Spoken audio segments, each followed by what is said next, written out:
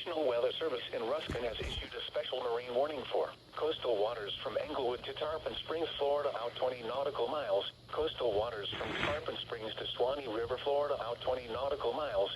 Tampa Bay waters. Waters from Englewood to Tarpon Springs, Florida, out 20 to 60 nautical miles. Waters from Tarpon Springs to Swanee River, Florida, out 20 to 60 nautical miles until 2:15 a.m. Eastern Daylight Time.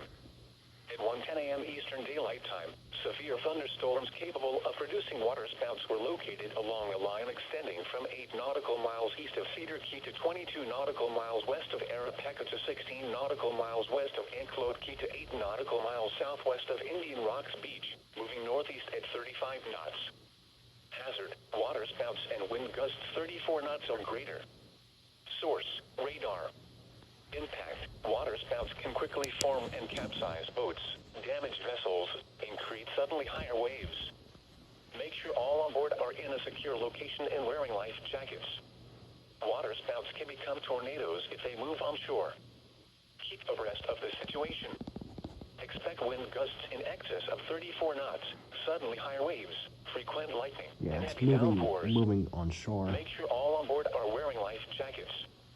Locations impacted include Azelo, Clearwater Beach, tornado Bayport, warning. Old Tampa Bay, Howard Franklin Bridge, Madeira Beach Reef, Tarpon Springs, Yankee Town, Treasure Island Reef, Hernando Beach, Indian Shore Reef, St. Pete Beach Reef, Hillsborough Bay, Johns Pass, Crystal River, Getty Bridge, Indian Rocks Beach, St. Pete Beach, Dunedin, and Courtney Kemmel Causeway.